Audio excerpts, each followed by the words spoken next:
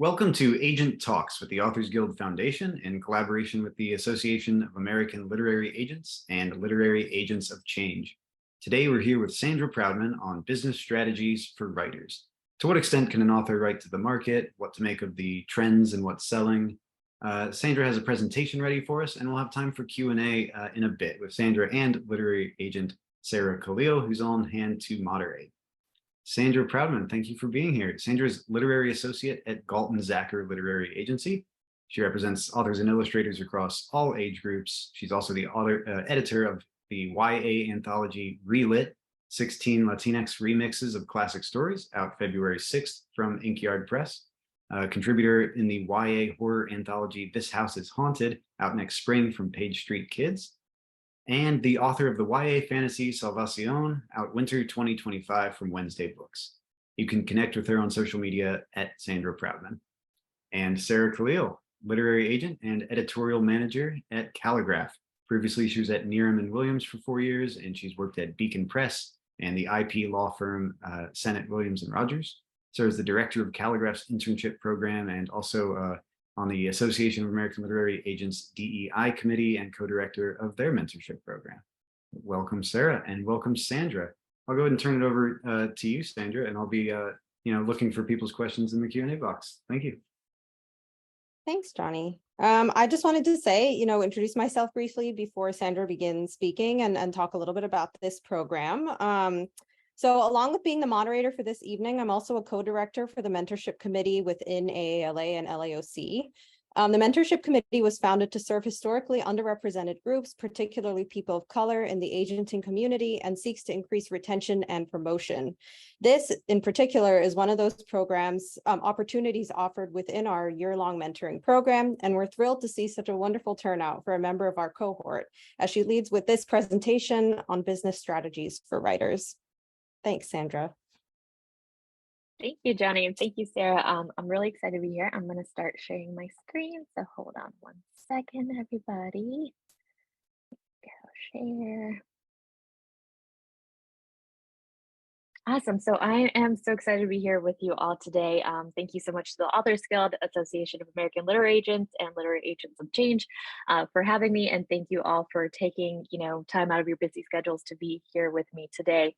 I'm really excited to really just be talking about using business strategy to select your next writing project. I will preface this by saying this is my longest deck, and so I am probably going to be talking really quickly. So again, make sure to use the Q&A box, put in all your questions, and we'll get to them at the end. But thank you all for being with me here today.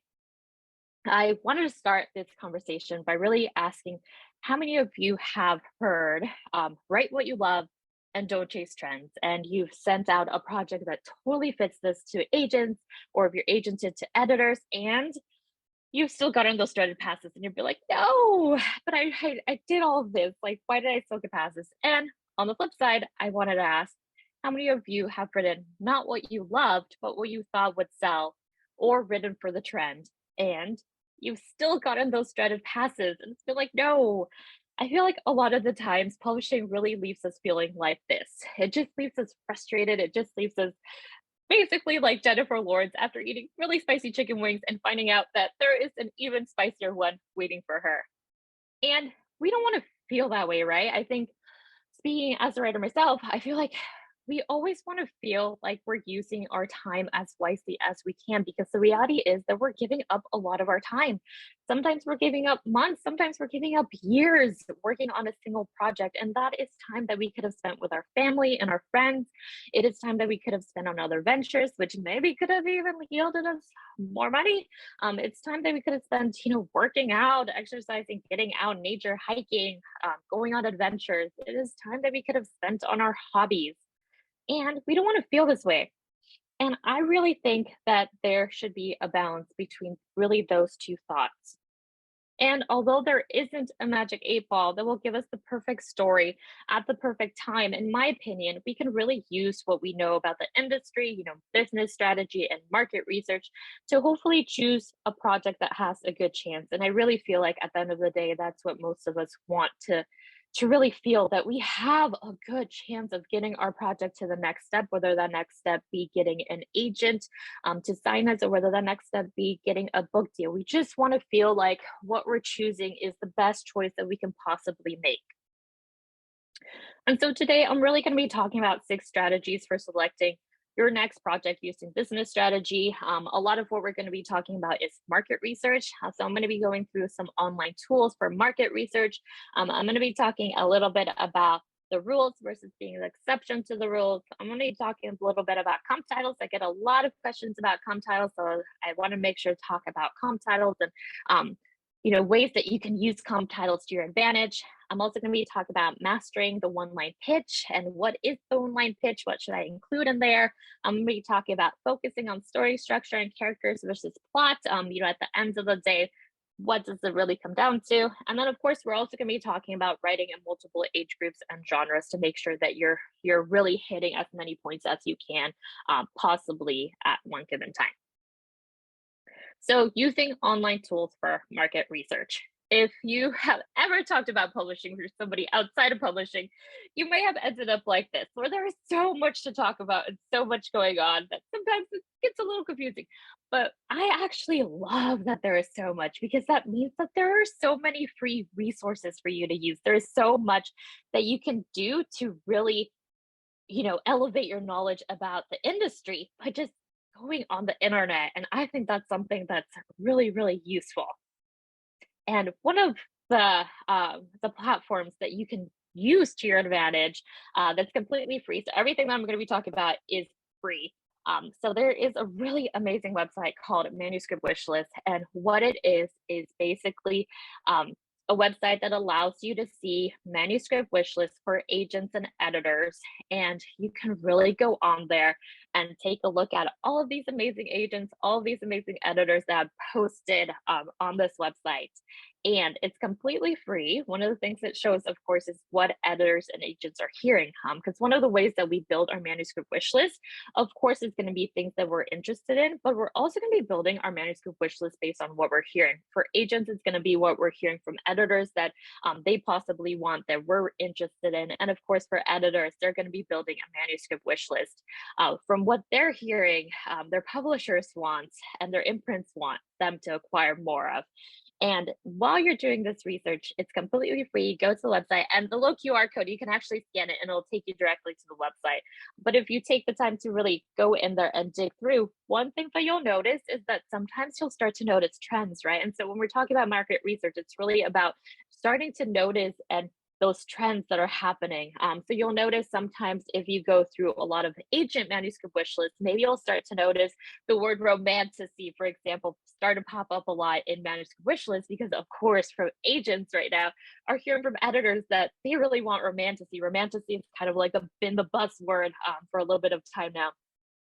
And so you'll start to see that maybe a bunch of editors are asking for romantasy, and you might sit there after you've done this research and really think, okay, but I have a project that's just fantasy. It doesn't have romance. But what this allows you to do is really see what the little buzz is happening. And then because you're the author of your story, you have complete control over it.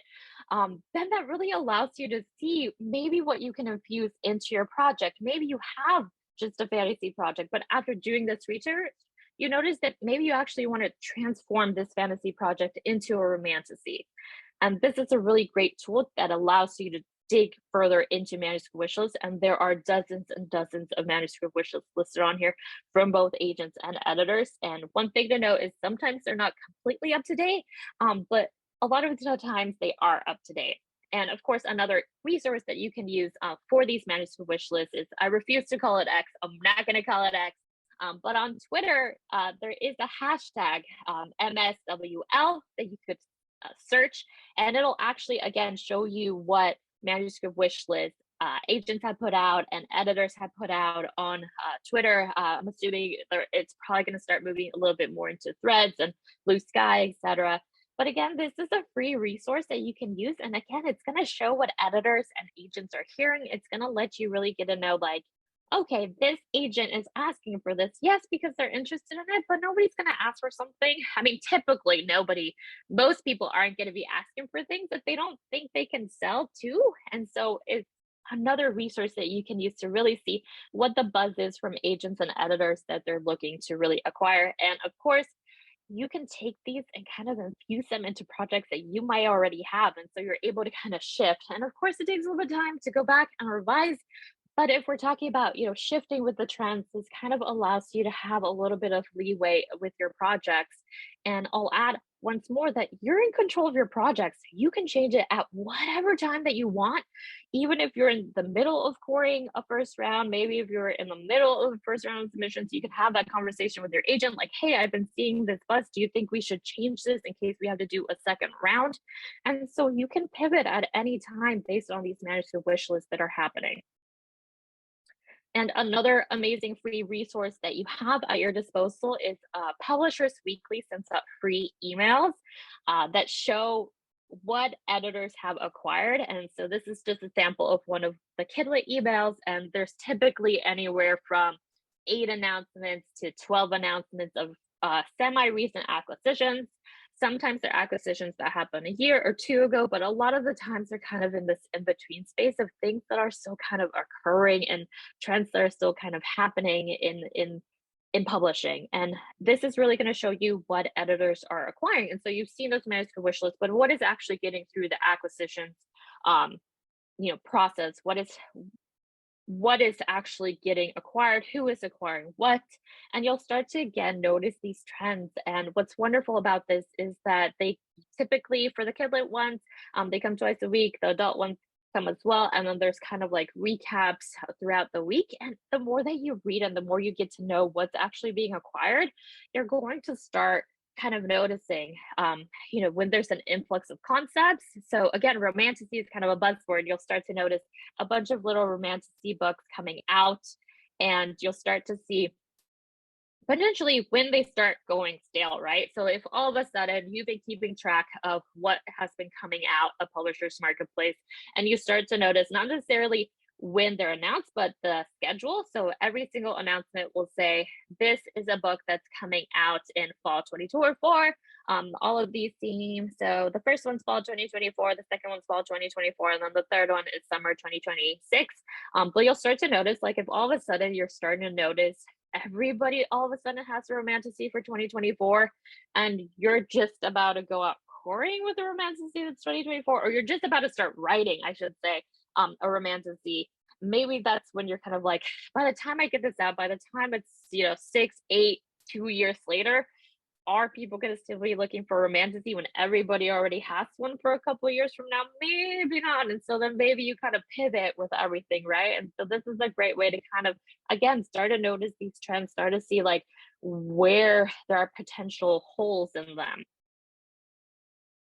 And another free resource is just looking at lists. Right now, we're at the end of the year, and so there's all these amazing lists coming out.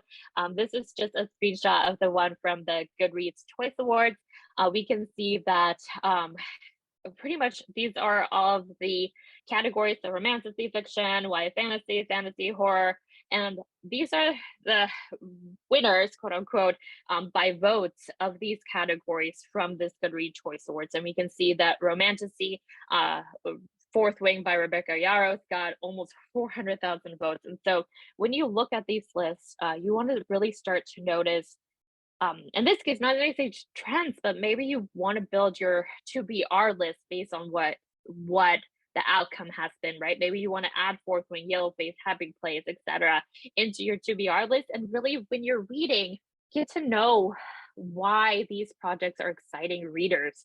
And this is a way to really understand what readers want more of. If you're reading Fourth Wing, and you can start to think of, what is it in this project that's resonating with people so much that almost 500,000 people took, the opportunity to vote for this project? Like, that's a huge amount of people that are voting for this romantasy project. And so that's a great way of, again, doing a little bit of market research, getting to know what is drawing people's attention. And then once you kind of figure that out, getting to really know is there any way that I can infuse any of this into the project that I'm going out with, either to agents or to editors? And of course, there's always going to be a buzz on Twitter, TikTok, Instagram, Boo, Sky, Threads, all the shenanigans that there is right now. And this really gives you a chance to know what readers are excited about. It helps you understand readers a little bit more. And it also is a way of defining your audience. I know we got a question about, how can I define my audience? How do I know, what audience I want to gear my story toward? And I think really just starting to look at the buzz and really just getting to know what people are talking about on Twitter, what people are talking about on Instagram, like what are people, taking pictures of, what are people really excited about, what are people really chatting about. And then even within those projects, again, if we look at our list, maybe you want to search Fourth Wing on TikTok and see what reviewers are saying really resonated with them. Maybe you want to look at Instagram and seeing, what Horror Holly by Stephen King, what are they saying about that project, and really get to know what is interesting to readers. And the takeaway here is really just to study what feelings, moods, ideas are selling and really find where there might be a gap. And again, you control your story. And so if you do this research and you already have something that maybe might fit a mold, you can go back and play with it a little bit more. Don't be afraid to go back and revise, even when you already think that you have a project that is super solid. Like there's always going to be little things that you can infuse your project with. That's just going to give it like a little bit of a higher edge. And one of the things that I wanted to talk a little bit about, or make sure that we talked about, was the rules versus the exception to the rules. One of the things that I feel like always happens, and again, going back to the beginning, is when we talk about writing what we love and writing what we love versus following the trend. I feel like a lot of times I know I definitely have in the past, feel pressured to write what we love just so much and just make something that is just going to stand out so much. And the reality is that everybody wants to be the exception, when most people that get to the publishing stage and get published are usually just going to be the rule. And I feel like sometimes we always go in thinking like, what if we're the exception? What if I can write just something so completely different that it'll get noticed? And sometimes that actually doesn't pan out because it's too different. And that's also, I will add, that's super frustrating for sure. But I do want to preface by saying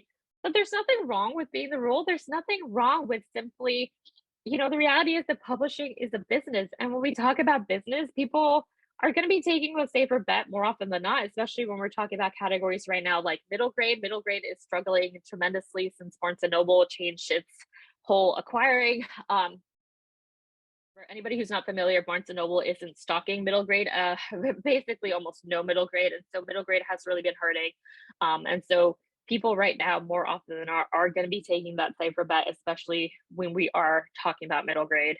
And there is nothing wrong with just following structure, following their usual rules, because those rules might end up yielding you better opportunities. And that's not to say like, don't go out there and try this. It's simply just to say, to give you the opportunity to not feel like you have to do something just so completely different to get noticed, because that's not necessarily the case. And most people that are getting through acquisitions and most people that are getting acquired and published, like they're just simply just writing a good book that's just simple and easy to follow. And that is one thing that I talk to my writers, my authors and illustrators a lot about, is let's just get the book to the point where it's just something that's just easy to read.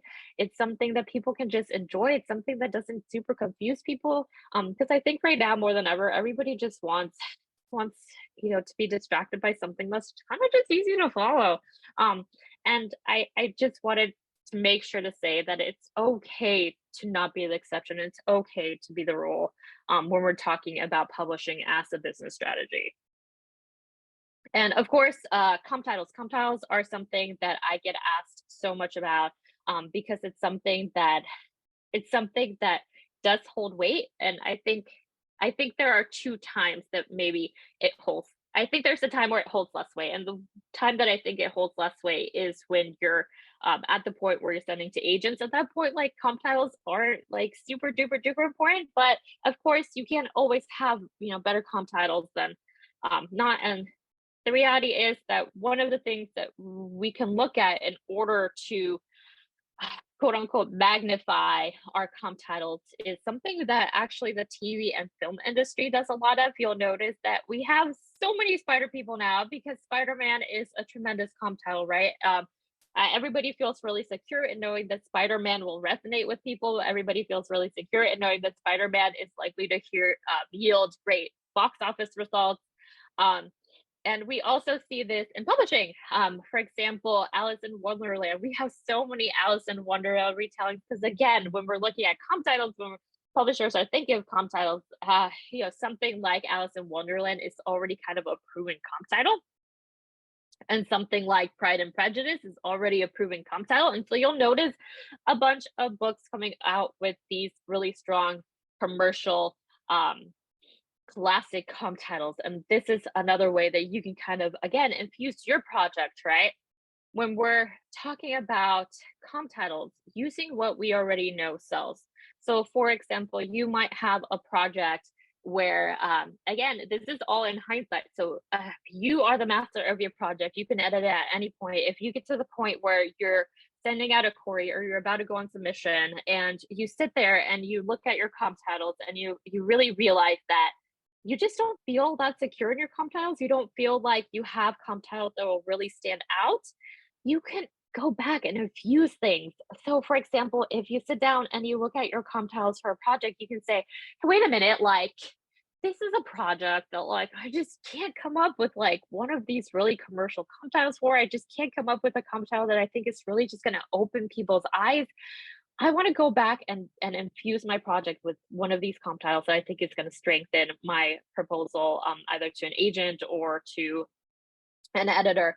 And you can go back, for example, you can decide, hey, my romantasy, I actually want to make this a Pride and Prejudice romantasy, or my my middle grade horror, I actually want to make it a Alice in Wonderland retelling. Like, let me go back and see how I can integrate this really strong comp title to my project I already have. Or you might realize that you have written it to already have a really strong comp title, and then it's just a matter of finding something that'll resonate. And when we talk about comp titles, don't be afraid of using what we already know sells well, because those are always, going to be little eye-popping comp titles at the end of the day. But I will say, don't be afraid to use something classic. Don't be afraid to use something modern. Don't be afraid to for comp titles. I get asked a lot of whether or not comp titles should be really, really recent. And the answer is yes and no. Sometimes you'll see, again, when you're looking at those publishers' weekly announcements every week, look at the comp titles that they're using, and you'll notice that some of them are really modern and a lot of them actually are not modern.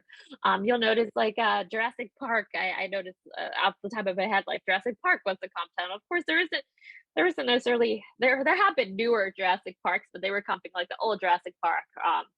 But it's okay to kind of use comp titles from all over the board. But of course, the comp titles are going to be those little eye-popping comp titles, are going to be things that we already know sells well. And it's okay to go back and build your manuscript around a strong comp title. And when we're talking about comp titles, we of course can't necessarily talk about this without also talking about mastering the one pitch line, because they really go hand in hand. And I don't know what's happening to my screen. Oh, I got like cool. Okay, sorry about that, guys. I don't know if you all saw like the cool little thing about having my screen. But when we're talking about comp titles, mastering the one line pitch is just something really invaluable as well. And that kind of goes hand in hand with like, okay, cool. Now that you've gotten your strong comp titles, like now it's time to master that one line pitch. And you might be asking yourself like, okay, what is that? How could I do that? So a one line pitch is something sometimes that an agent will ask you to submit while querying. And that one sentence or two sentences might contain your protagonist and what's unique about them, the obstacle that they face, the quest that they'll take to win or sometimes lose, or the story stakes. And this one line pitch is so powerful sometimes because your agent will then take that one line pitch, and it's the perfect way to pitch the book to editors. That high level snappy pitch will be attention grabbing, and if it has already those strong comps that you can use, that's even better, right? And then from there, an editor will have the perfect way to pitch the book to their team. And then from there, the editor and publicity team will have the perfect way to pitch the book to buyers. And then from there, you, the author or the illustrator, will have the perfect way to pitch the book to readers. And this really just creates a cycle, as you'll notice, of just having something that's already really, really strongly packaged from the get-go. And I feel like a lot of the times when we're talking about packaging things and when we're talking about compounds and we're talking about one-line pitch, a lot of that is one of those things where it almost feels like your agent should be doing that. And yes, your agent should definitely be helping you with all of this. But if you're at the stage where you're trying to get an agent, having the, that one line pitch already, having those strong comp titles already is just going to elevate the submission package that you're sending to potential agents. And from there, your agent use that and mold it into something even better, and having that perfect package to send to editors. But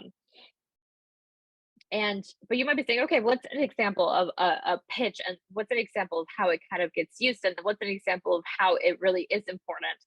So I put together, this is something that I wrote just really quickly, one-line pitch for the Hunger Games. So I put, in order to save her sister, a girl from a starving district volunteers to take her place in a death game competition and ends up becoming the face of a revolution to stop the games. And so what's something I want to share in the next slide, something that uses the Hunger Games, this pitch, and also uses it as a comp title. So if we're looking at the real case study, which is These Vengeful Gods by Gabe Cole Neves, this is a recent announcement from Publishers Weekly. And I'm going to read it real quick and then we'll chat about it. So it says, These Vengeful Gods, a dystopian fantasy pitched as part The Hunger Games, part An Ember in the Ashes, following a team descended from the god of death, whose identity must be kept secret as they fight their way through a gladiator-style competition toward victory and rebellion against the gods who murdered their family. And so when we're talking about, comp titles and this one-line pitch and how they work together and how they can strengthen and how building them is one of the best business decisions that you can do while pouring or while submitting to going on submission to editors, you'll start to notice that these two are very similar, right? So this is the one-line pitch that I wrote without even really seeing what is the actual pitch for the Hunger Games. But you'll notice that they actually came out very similarly, because These Vengeful Gods in the Hunger Games has found that really strong comp title, right? That fits their manuscript perfectly. And it may not have fit the manuscript perfectly when they were first writing it. It might be something where Gabe and their agent talked about later on, and they were like, okay, let's infuse this and really make it really cool. This sounds like the Hunger Games. Is there something that we can add to it that will let us use that Hunger Game, the Hunger Games as a comp title, right? And so this is showing you how these two things kind of work together. And this is an actual announcement from Publishers Weekly of a book that is upcoming that has used, that really strong comp and has basically put together, has used even that one-line pitch that you could have put together from the Hunger Games, and now they've kind of molded it and changed it to really fit the project, but everything is still kind of the same, right? It's a gladiator style competition, which is basically like the Hunger Games. There's a rebellion in there like the Hunger Games, and there's a bunch of intrigue, right? And so you're really able to make these work for you hand in hand. So having those strong comp titles, really using that market research to build those strong comp titles, and then really using that market research, because this is something that you can pull from Publishers Weekly. You can look at every single one of those one-line pitches that agents and editors have worked together to put for their upcoming publishing projects, and really see the way that they're working and the way that agents have built these one-line pitches and editors have built these one-line pitches. And you could do this before you even go to query an agent. And really the takeaway here is just to look at the way acquired stories are pitched and use that to your advantage. Use it to pitch your next project. And that it's okay to give agents and editors and marketers pitch tools from the get-go if it'll get you there faster. Again, sometimes I feel like this is a part of the process where where writers and illustrators really want their agents to handle it. And for me, coming from background where I'm an author now and coming from, the agenting perspective that I've been agenting for almost a year now, like this is something that I wish I would have always done for my projects. It's something that I wish I really would have known to even do for my projects, doing that market research, putting together that pitch for myself or for my agent, for whoever, to help really strengthen my project and really seeing the way that it would fit into the market and the way that agents and editors and your marketing team would be able to promote this project. I think it's something really invaluable. But of course, you can do that market research, you can do your comp titles, you can do everything that I talked about, and you still might be that Jennifer Lawrence at the beginning, just eating, just being terrified of spicy chicken wings and still getting those passes, right? And I as we're heading toward the end of the presentation part, I want to say that, of course, having strong comps, having a strong one-line pitch, and having all of the market research to back the project that you're pitching is really important. But of course, focusing on story structure and characters is going to be the most important thing that you do, even sometimes more so than focusing on the actual plot, which is what we've been talking a lot about. And if we go back to write what you love, don't chase trends, I want to change that a little bit to really say become a master of writing what you love and use elements of trends to stand among them. And kind of fuse those two thoughts together, right? Not just follow the trends, not just write what you love, but really becoming a master of writing what you love and using elements of trends to stand among them by doing this market research, by doing the comps, by doing XYZ. But of course, you always want to be creating characters that readers can't help but to root for. And I did share a cool handout that I usually use for presentations when I'm talking about characters. So definitely check that out. But at the end of the day, you always want to focus on your writing. You always want to focus on your characters. If we're talking about characters, for example, every single story out there, no matter the comp titles, no matter the one-line pitch, the writing has to be there, the characters have to be there, because those characters are really going to be what readers are going to be following. But of course, to elevate this even more, you can infuse a story with known elements, just like you can infuse a story with really strong comps that people love. For example, the found father trope. Like is seen in The Mandalorian, like is seen in The Witcher, like is seen in Stranger Things, like is seen in Avatar: The Last Airbender. These are little things. Again, I'm all about infusing projects with as much as you can that you can use. And when we talk about market research and business strategy, it's really looking at what has been put out there, whether they be books or media, TV and film, and really seeing what is out there and what is resonating with people, and how can you infuse something like the found father trope into your manuscript, whether it's complete or whether you're just starting to draft. And the takeaway here is really the storytelling and the craft still have to be there.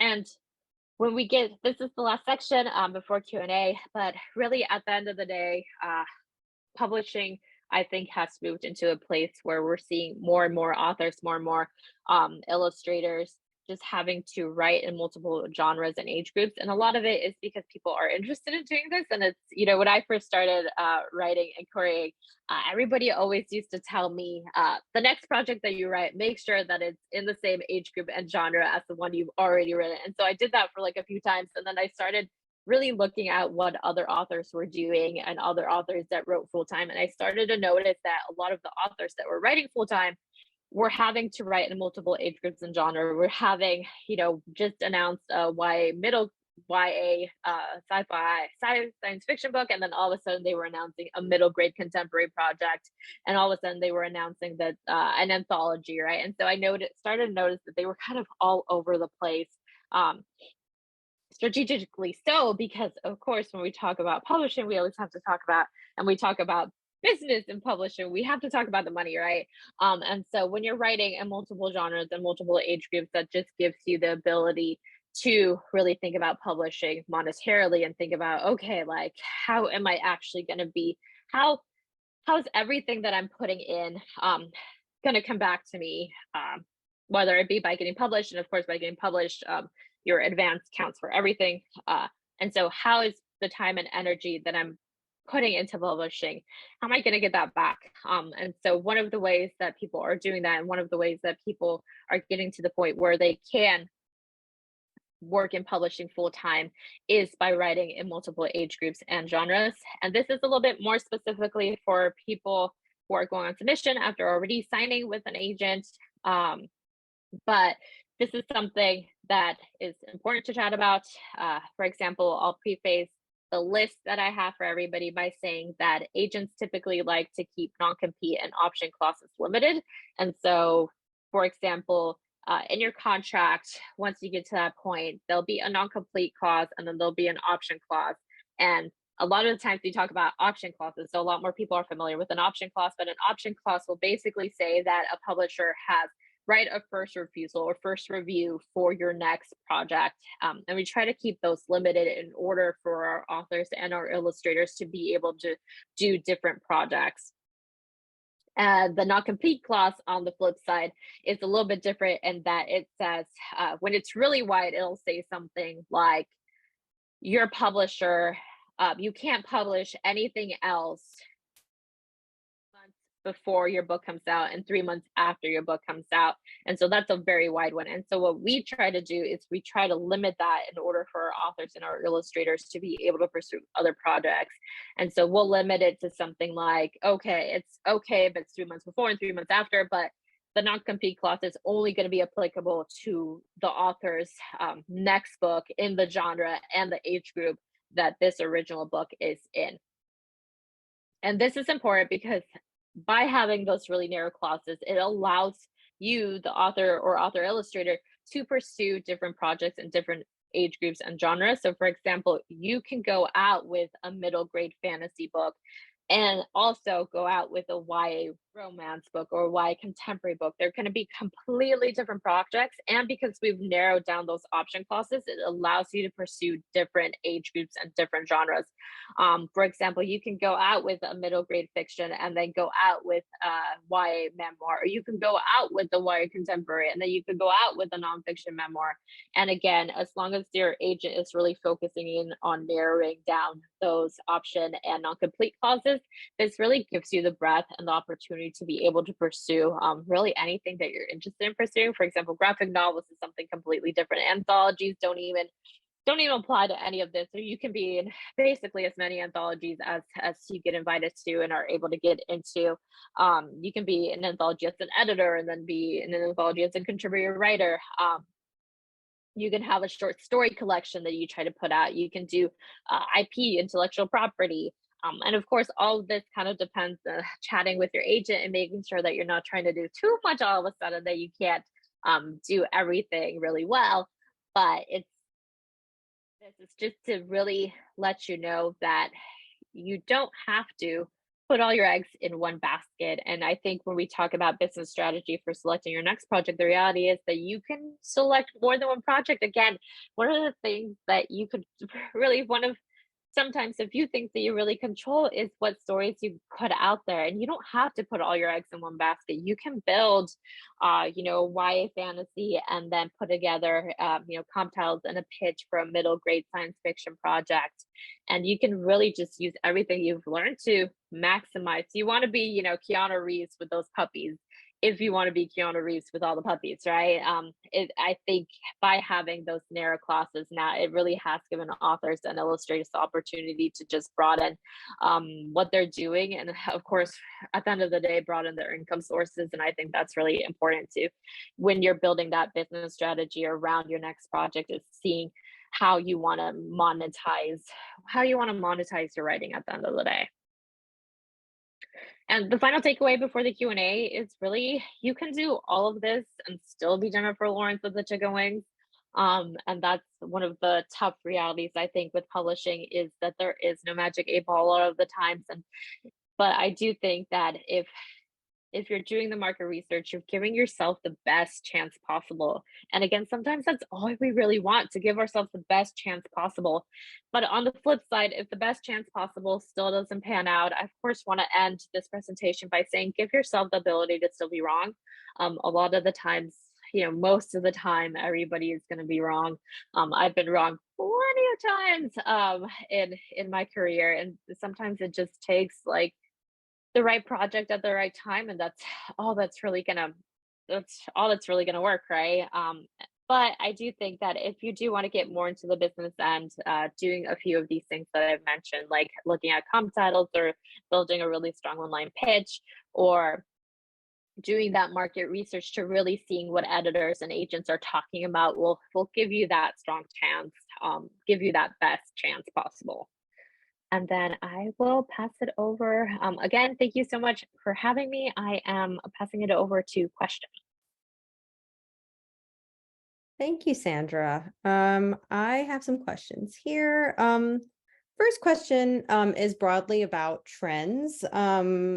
There's been a few questions from the audience as well, but this was also pre-prepared. So broadly, it's going to be sort of a past, present, and future question. So how do you know what trends are coming up? For example, is there a way to glean that? And what trends are sort of currently out there? So for example, there was a question about like historical fiction and knowing sort of maybe trending time periods. And then sort of the last sort of facet of that question is, authors worry about chasing a trend that maybe won't last. How do you spot a trend that will probably be too stale in a year or two?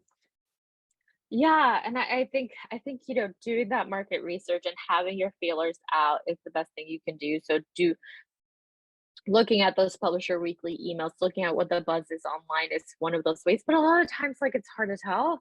And it's hard to tell. I should preface, like, if you're agented, absolutely, you should be having those conversations with your agent. I share on a monthly basis, I share what I'm hearing from editors with my clients, and I go through, like, this is what I'm hearing, people really want. This is how long I think it'll last for. For example, romantasy is something that people really, really want right now, and we don't necessarily see it vanishing unless the readership goes away, which I don't think it's going to go away anytime soon. And so when you're really hearing like a really strong buzz around something and books are just starting to kind of creep and editors and agents are still asking for it, that means that it's probably going to linger on for at least a little bit more time, right? But on the flip side, I think those like medium type of trends, right? Where it's just there's a buzz, but there's just a little bit of a buzz. And so those are ones where you're like, okay, maybe if I have something ready right now, or something that I can infuse really quickly, like maybe I take that out and I try to chase that trend, right? But for things like a lot of times it's just going to be market research. And one of the things I talk a lot about is just that um publishing is extremely subjective. And so when we're talking about, for example, like the historical time periods that are trending, like it just depends what people are into. Like some editors are really into the 1920s, some editors are really, into XYZ. And some editors, you'll chat with one editor who's interested in this time period, one editor who's interested in medieval, and then it's so varied. And so that's one thing. There's a positive and a negative there, right? There's a positive in that it helps that likely there's going to be somebody interested in it. And then on the negative side, maybe there won't be people to go out as widely because maybe there won't be that many people just interested in that specific time period. But again, that's where you kind of use the fusion technique, right? That's when you kind of start seeing like, okay, I'm, writing something in this time period that I know will probably be something narrow, but how can I infuse it with known trends? How can I infuse it with something like the father trope that will be trendy in itself, right? And so that's when you kind of look at the story itself and see how you can widen the appeal of it. But maybe you're writing the historical set in the 1920s and all of a sudden you're like, how can I make this a romantasy historical fiction really quickly? And then again you kind of infuse it with a few different things to give it the best chance when it's something narrow. Great, thank you. Could you comment on sort of what the difference might be for fiction versus nonfiction? Yeah, so for fiction versus nonfiction, a lot of the market research is going to be the same. I think that the major difference between nonfiction and fiction tends to be that in nonfiction you already kind of have to have that established presence, and so that's one thing where I didn't touch as much about it in this presentation, but that's where maybe part of your business strategy is bulking up those social media numbers, right? And so that's I normally normally agents don't like to be like, get on social media, you got to be on social media, because A lot of times it just kind of depends, and there's it's a nuanced conversation around social media. But for nonfiction, I think that's the biggest difference between nonfiction and fiction is that the social media numbers and that presence does tend to count. And so you kind of want to do market research in that realm in terms of really looking at other books and other um, folks who are writing in your industry and kind of seeing what they're doing is kind of like the best thing that I would suggest there. Thanks. Um, so do you have any particular advice for children's authors? I think in particular there was a question in the chat about why MG middle grade is struggling, and if it's the same for picture books. Yeah, so definitely I will say middle grade and picture books are probably our most struggling areas that we're hearing more and more about. I hear that from, other agents and et cetera. Again, Barnes and Noble basically taking middle grade off the shelves kind of did highly impact everything. Obviously book bans are kind of impacting a bunch of different things. Um, and so those kind of areas are the ones that are, a little bit more impacted. And again, that kind of goes back to, when you're building a business strategy around how you're going to pitch these, can you do those elevated pitches? Can you do, those really strong comp titles? Can you do that one line pitch when you're sending it to an agent or an editor? Even if an agent doesn't ask you in their query submissions to put in that one line pitch, or comp titles, put that in there. Make sure that you're positioning the book as best as you can, because that'll at the end of the day, agents and editors are reading so much material that anything that you can kind of give us to make us stop and think about your project a little bit longer is a positive. Thank you. Can you give suggestions on defining your audience and how to align writing and marketing to those target audiences? Yeah, I can give an example. I'm Latina. All of my work is Latinx basically. And so that is my target audience, right? The reason why I have a Latinx anthology coming out and the reason why it's my debut is because I went into that platform, right? That is my audience. Are the people who I really cared about uplifting. And so I spent a ton of time investing my time and energy in uplifting other Latinx writers, other Latinx illustrators. And so that's really what I started doing in order to even make this anthology happen, really is becoming a presence within this amazing group of Latinx writers and illustrators.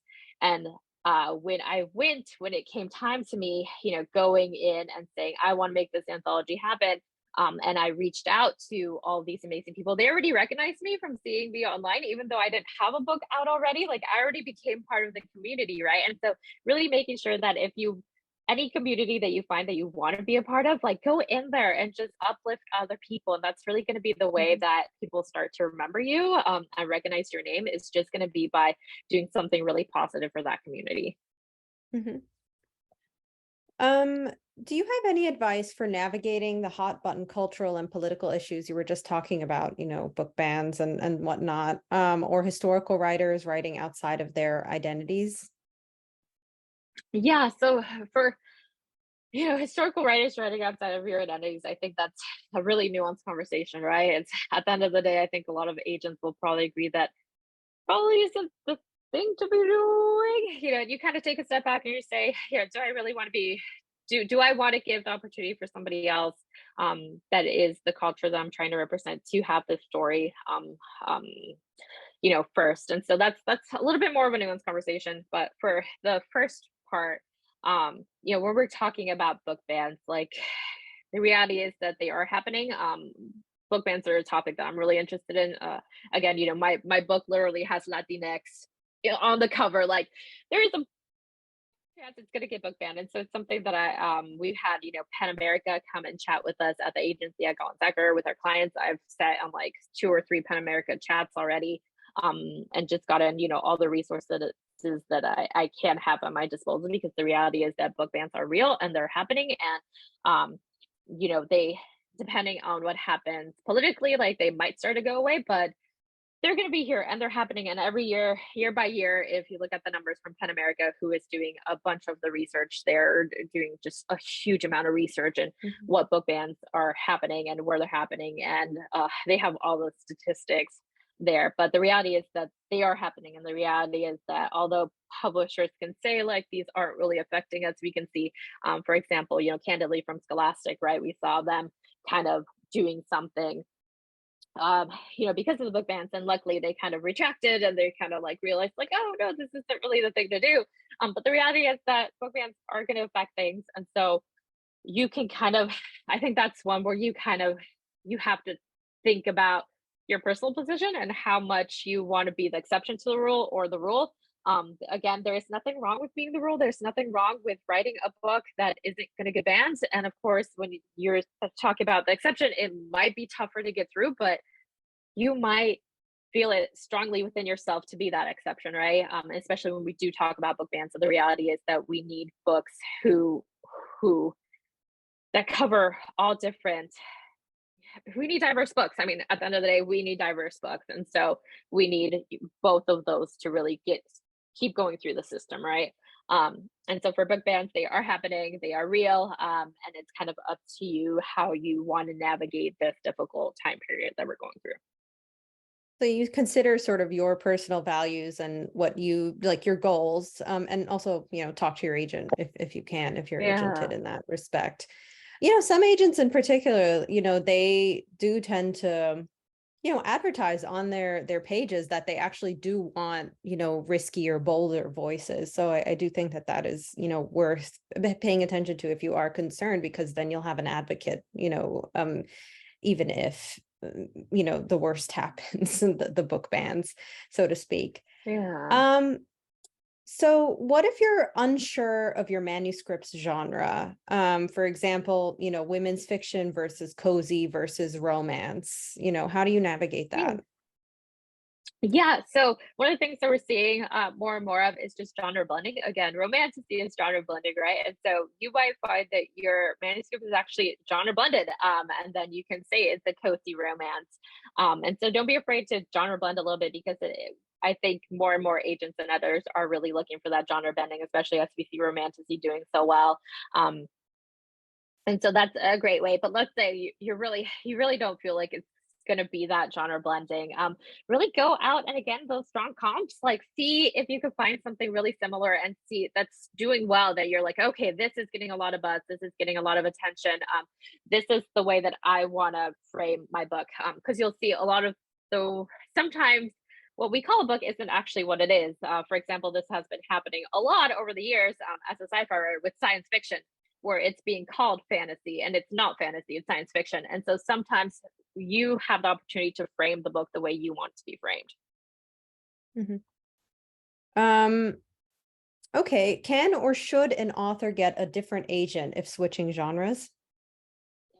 So typically that's a nuanced question, and the answer is it depends, and that's a conversation to have with your current agent. Some agents only like to represent a specific, typically, for example, like at Gone Sacral, like a lot of the agents there only represent kid lit, because that's the age group that people are really interested in. And I think the more time that people have under the belts agenting, they really get to know what they really want to represent, right? And you might all of a sudden find that you're an adult author and your agent doesn't represent adults. And then that's when you have a conversation with them and you say, hey, I have this project. Are you interested in representing it? Or is there somebody else at the agency that might be interested in representing it? For example, my agent doesn't represent picture books, but there's somebody else at the agency who does. And so I'm working with another agent now to represent picture books for me. And so you have that opportunity, or your agent might come back and say, you know what, like, I really do. So a couple of things might happen. So your agent might come back, and things that can happen, or one of the worst things might be that they say, you know what, like, I don't think our views are gonna connect. So maybe you want to find a completely new agent that represents everything, right? But more likely than not, your current agent is gonna say, like, let me connect you with somebody else on my agency. Yeah. Yeah. I mean, I think I've also seen situations where the agent actually, does connect, like with even if it's something a little bit out of their wheelhouse. Yeah. So, and I mean, the decision is of course always in the author's hands, but it's not always like, sometimes there's like, it's not always like a black and white. Sometimes there's a gray where like your agent will actually like develop those connections and that network and like actually brush up on that genre in order to like continue working with you. Okay, so for unagented authors and those who haven't queried in recent years, are there any trends in the querying process that they should know? For example, do comp titles have to be extremely recent? Are preferred word counts getting shorter? So on. Yeah, so I talked about comp titles a little bit. They don't have to be recent. Again, sometimes it's just those classic comp titles that resonate with people. And so you can use Jurassic Park, you can use which is kind of a recent one too, because of the new films, but you could use Jurassic Park when it wasn't out yet, the new films, or whatnot. So don't be too afraid of your comp titles, especially at the querying stage. Like, yes, and agents look at comp titles, but at least speaking personally, and I don't know about you, Sarah, but like comp titles weigh like, they're like at the bottom of like what I weigh. I don't necessarily worry about comp titles at the querying stage. Of course, comp titles are a good way, again, to kind of elevate your pitch when you're thinking about business strategy. But if you don't, if at the end of the day, you're just like, I just don't want to deal with comp titles. It's not the worst thing in the world to have, newer comp titles or not newer comp titles. It's okay. And then in terms of word counts, we are hearing from editors that they're interested in shorter word counts. Something that we haven't been talking as much is the paper shortage, but the paper shortage has impacted hugely the industry. And so editors are looking for, especially younger middle grade, we're hearing, and younger YA and not younger YA. Well, yeah, younger YA too, but my point being shorter word counts in middle grade and YA. We are hearing that. And so I'm happy about that because I actually like shorter word counts. And of course, people who write longer word counts, you may not be super happy about that.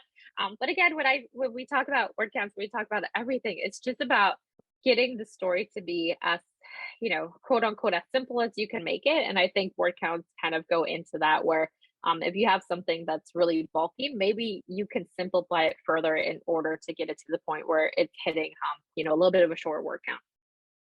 Okay, I think I'm going to try and squeeze one more question in here. And this is from the Q&A. I've just spotted it. But what trends are you seeing in Latin books? Yeah, so okay. I think I stopped sharing my screen. But yeah, so Latin books are so I will say one of the things that I've read a lot lately from manuscript wish list is magical realism. And so sometimes we use that term really broadly, but it actually applies to Latinx books. So magical realism is something that I see a lot in manuscript wish lists. So I would say that is something that if you are able to infuse your manuscript with some magical realism, that'll be kind of eye-popping. I will say, candidly, one of the hard things that we're going through in the Latinx market is that a lot of the Latinx editors, for example, Incuria Press, got shut down and there was 2 Latinx editors. And as far as I know, neither of them have got a new position. And so we are having a shortage of Latinx editors.